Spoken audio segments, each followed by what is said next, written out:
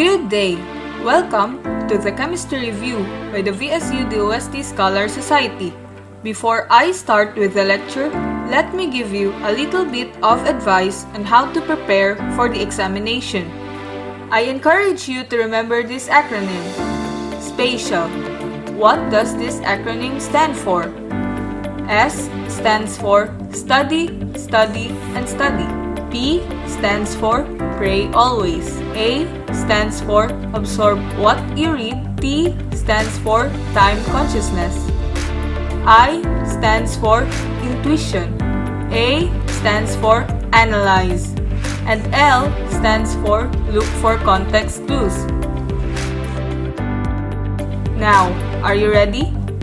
Let's start!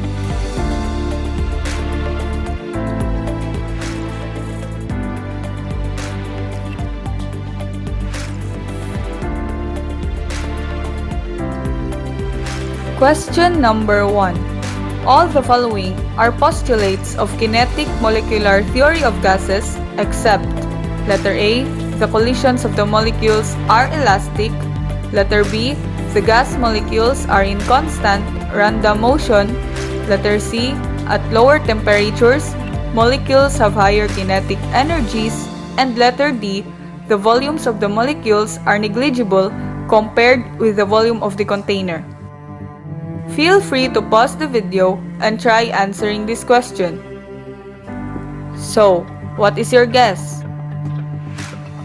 The correct answer for question number 1 is letter C, because according to the kinetic molecular theory, the molecules move faster when the temperature is raised, thereby increasing their kinetic energies.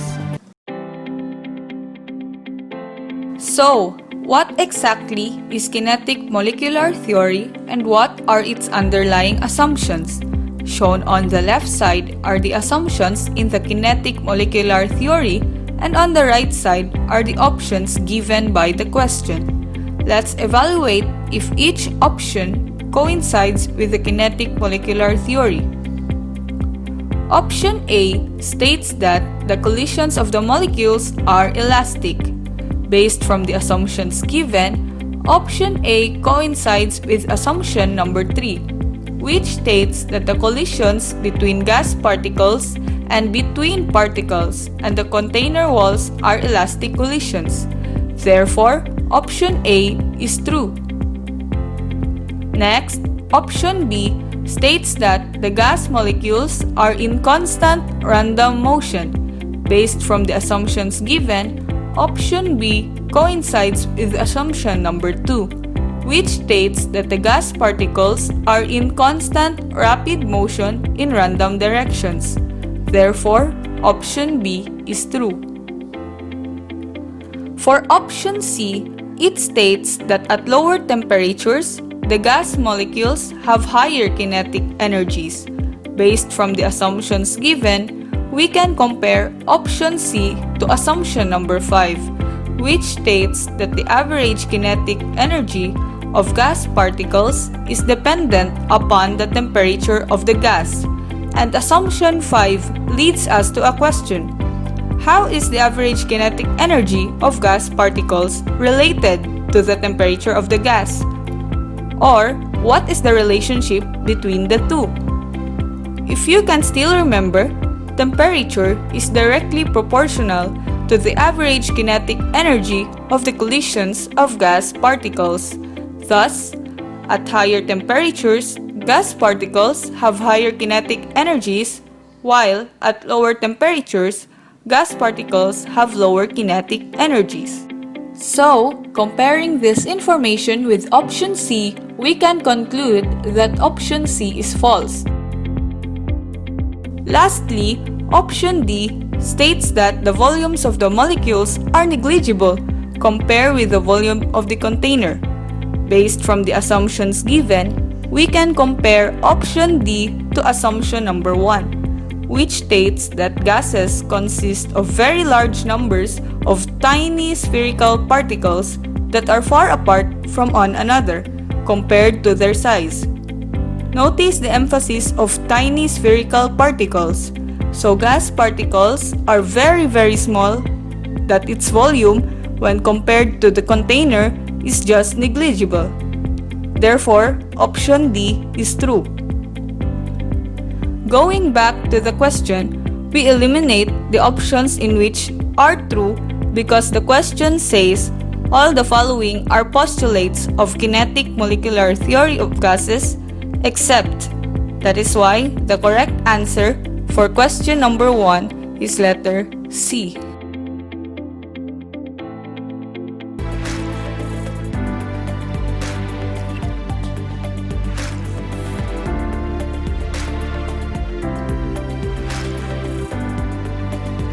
Question number 2. Which of the following pairs of chemical formula and chemical name is correctly matched? Letter A, aluminum phosphate. Letter B, calcium sulfide. Letter C, lithium nitrate. And letter D, sodium chloride. Feel free to pause the video and try answering this question. So, what is your guess? The correct answer for question number 2 is letter A. Approach this question by referring to the rules of chemical nomenclature. First, investigate each of the given options. The choices consist of the compound's chemical formulas and chemical names. Let's focus on the chemical names.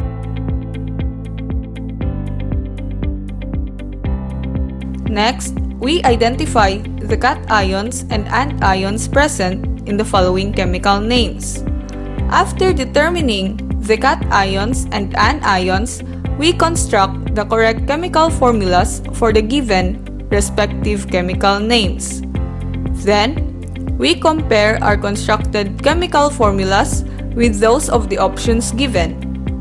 As you can see, only the chemical formula for aluminum phosphate is correct.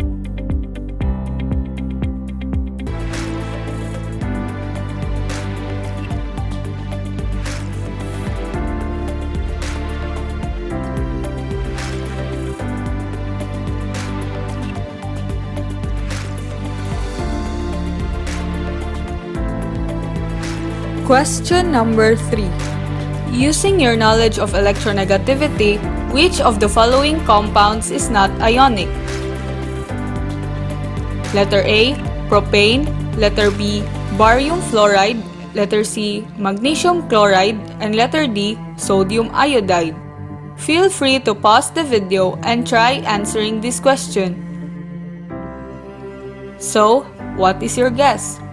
The correct answer for question number 3 is letter A because all of the given choices except propane are ionic compounds since they are formed by the complete transfer of electrons from a metal to a nonmetal. The covalent compound propane is formed from sharing of electrons between two nonmetals. So, let's investigate each option. For option A, the formula contains carbon and hydrogen. In the periodic table of elements, you can see that carbon and hydrogen are both nonmetals. Therefore, the compound is covalent. For option B, the formula contains barium and fluorine. In the periodic table of elements, you can see that barium is an alkaline earth metal while fluorine is a nonmetal, specifically a halogen. Therefore, the compound is ionic. For option C, the formula contains magnesium and chlorine. In the periodic table of elements, you can see that magnesium is an alkaline earth metal while chlorine is a nonmetal, specifically a halogen. Therefore, the compound is ionic. For option D, the formula contains sodium and iodine. In the periodic table of elements, you can see that sodium is an alkali earth metal while iodine is a nonmetal, specifically a halogen. Therefore, the compound is ionic. Going back to the question, we eliminate the options that are ionic because the question says which of the following compounds is not ionic, particularly referring to the covalent compound. Therefore, the correct answer is letter A.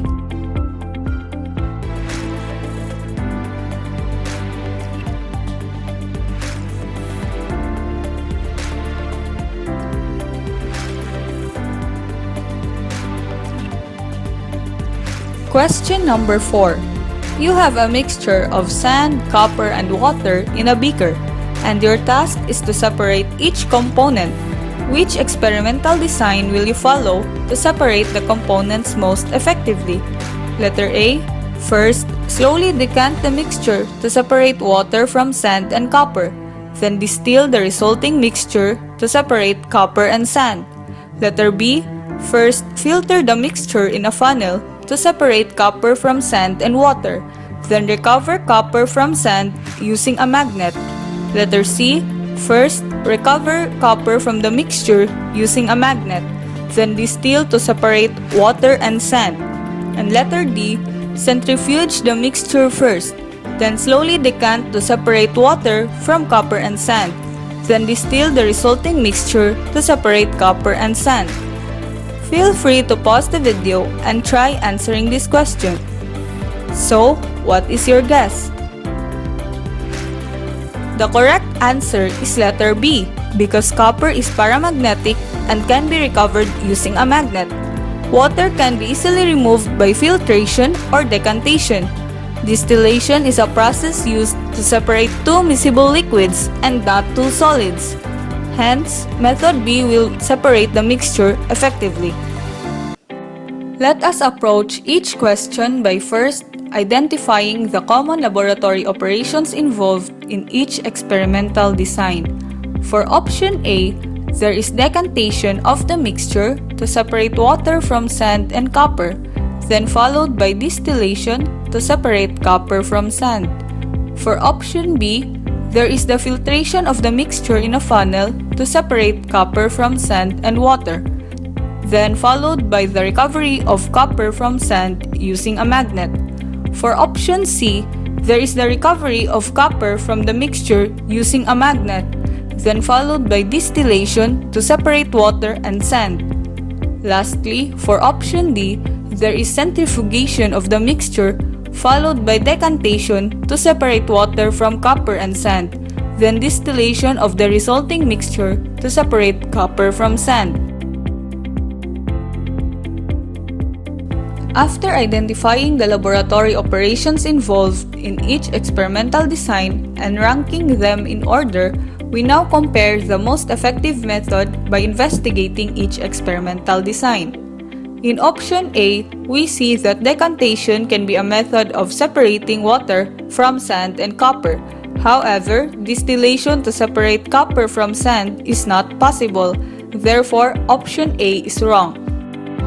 In option B, we see that filtration can be a method of separating copper and sand from water, and also, copper can be recovered from sand using a magnet because it is paramagnetic and paramagnetic atoms are slightly attracted to a magnetic field. Therefore, option B is correct. For option C, recovery of copper from sand and water using a magnet can be. However, distillation to separate water and sand is not possible. Therefore, option C is wrong. Lastly, for option D, centrifuging the mixture is not really necessary for the separation of the components. Decantation can be used to separate water from sand, and distillation to separate copper and sand is also not possible. Therefore, option D is wrong.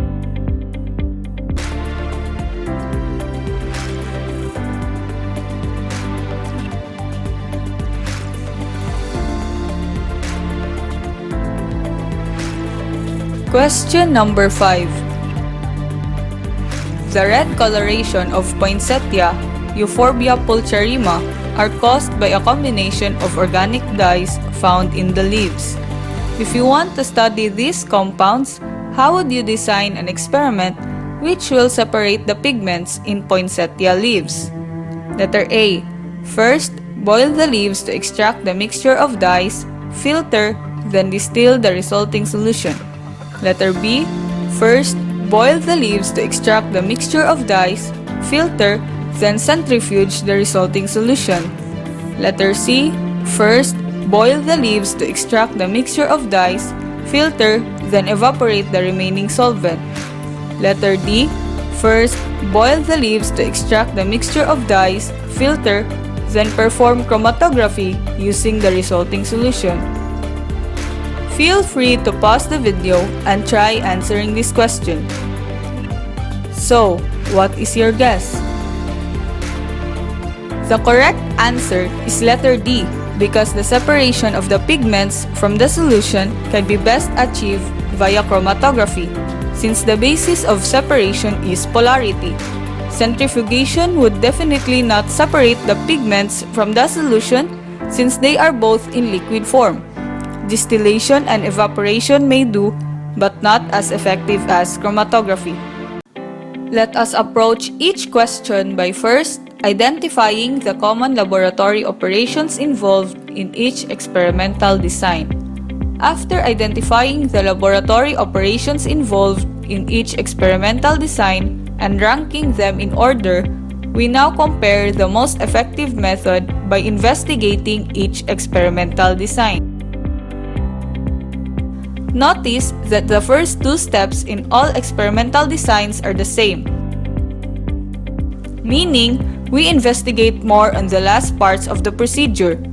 For option A, the last step is distillation.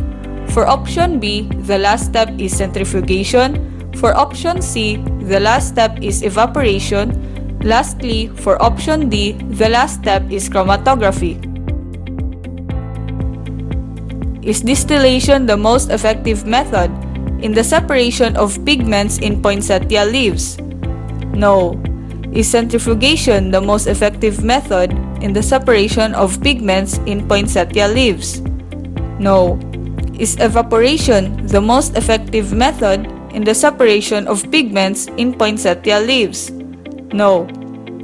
Since all of the above options are eliminated, this leaves us with option D, with chromatography as the last step in the procedure.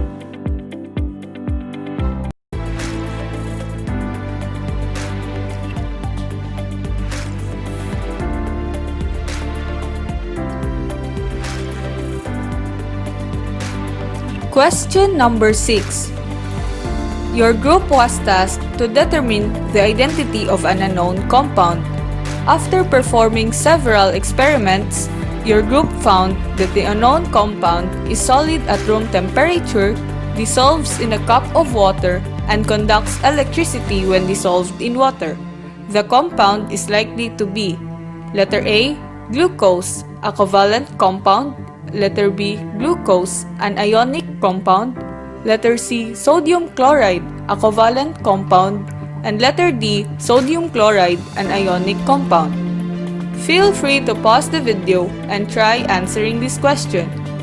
So, what is your guess? The correct answer is letter D. Sodium chloride, NaCl, or table salt, is a solid compound at room temperature. It is an ionic compound that conducts electricity when dissolved in water. Let's investigate each option. For option A, it states that glucose is a covalent compound, which is correct. For option B, it states that glucose is an ionic compound, which is wrong, so eliminate. For option C, it states that sodium chloride is a covalent compound, which is wrong, so eliminate. Lastly, option D states that sodium chloride is an ionic compound, which is true because it is formed by the complete transfer of electron from a metal, which is the sodium, to a nonmetal, which is chlorine. So, we limited our choices with option A and D.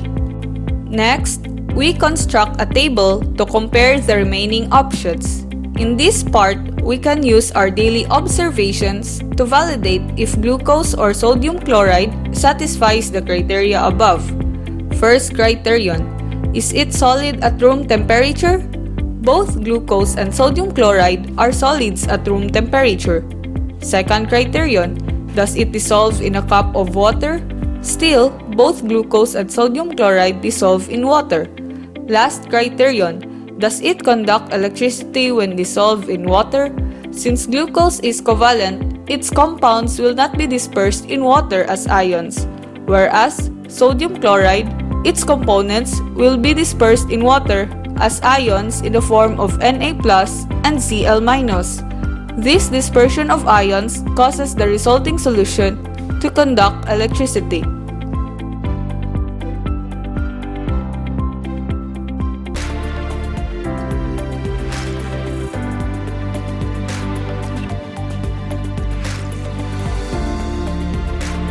Question number 7.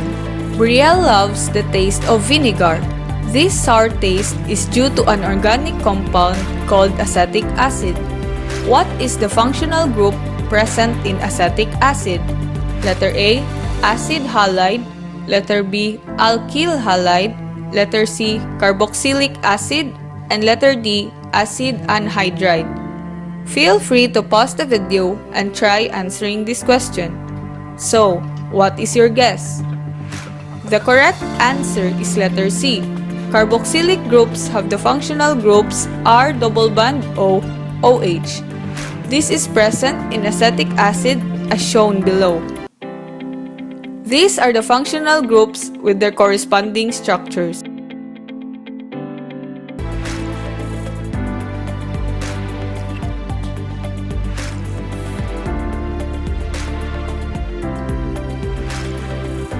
Question number 8.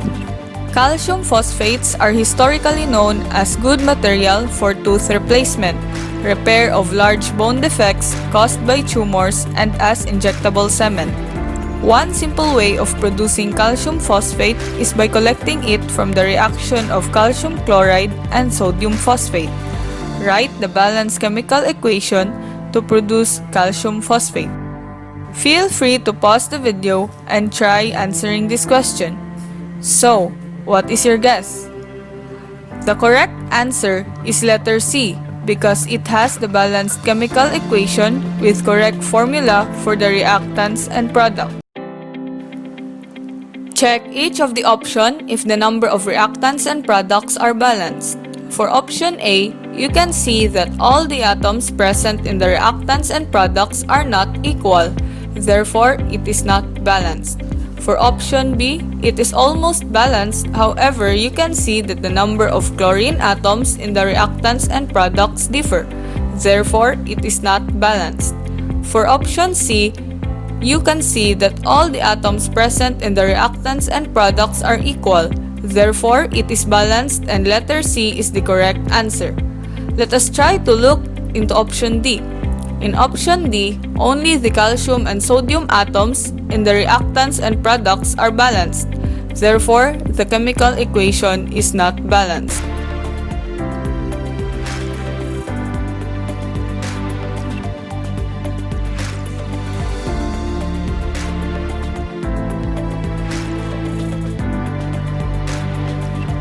Question number 9. Arrange the following steps to determine the molecular formula of a compound. Feel free to pause the video and try answering this question. So, what is your guess? The correct answer is letter D because it shows the correct sequence of steps in determining the empirical formula of a compound. First of all, you must know the definition of what is an empirical formula. Empirical formula refers to the simplest or most reduced ratio of elements in a compound. Then, let's investigate each of the steps. First thing you need to do is to look for context clues. So I underlined the clues, determine the ratio, compute for the number of moles, resulting ratio, and mass of each element. I am really quite sure that you have an experience in getting the empirical formulas of some compounds. In my case, I only remember the 4 words in this procedure: mass to mole, mole to ratio, and ratio to subscript. Arranging the steps according to the context clues and 4 words, we will get the correct answer, which is letter D.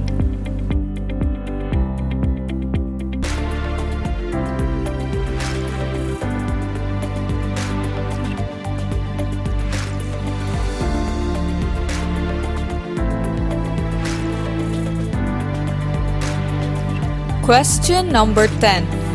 What is the electronic configuration for a ground state element with a nuclear charge of plus 16?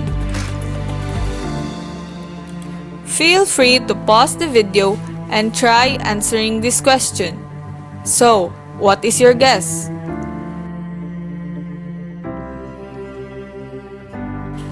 The correct answer is letter C. Just follow Aufbau's principle in writing the electronic configuration. If the element has a nuclear charge of plus 16, the element also has 16 electrons. Also, bear in mind that S can hold a maximum of 2 electrons, P can hold 6, D can hold 10, and F can hold 14. Hence, the electron configuration should be 1s2, 2s2, 2p6, 3s2, 3p4, which is letter C.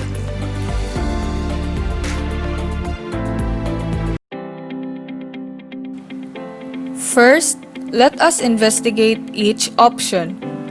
But let me remind you to review about Aufbau principle, Pauli's exclusion principle, and Hund's rule.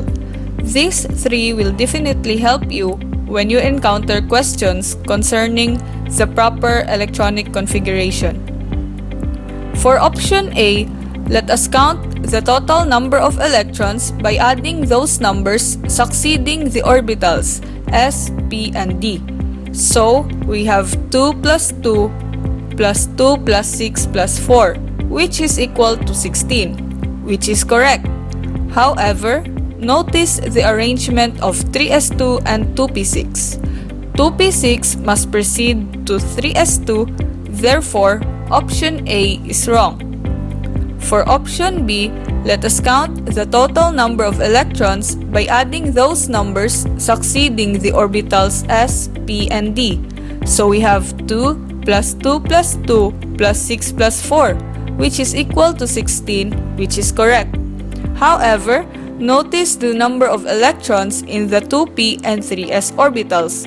Remember, s orbitals can only hold a maximum of 2 electrons, while p orbitals can hold a maximum of 6 electrons.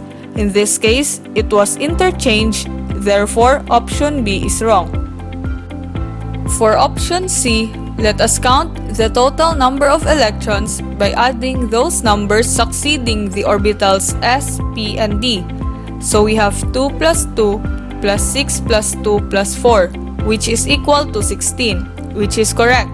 As you can see, the orbitals are placed in the correct order with the correct corresponding electrons in each orbital. Therefore, option C is correct. As for option D, let us count the total number of electrons by adding those numbers succeeding the orbitals S, P, and D. So we have 2 plus 2 plus 6 plus 1 plus 5, which is equal to 16, which is correct. However, notice the number of electrons in the 3s and 3p orbitals. 3s lacked an electron, supposed to be 3s must be fully filled with 2 electrons before placing electrons on the 3p orbital. Therefore, option D is wrong. So that's it for my lecture video. Thank you for watching.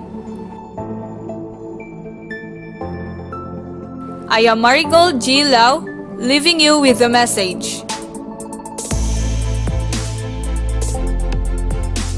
You can do it, future DOST scholar.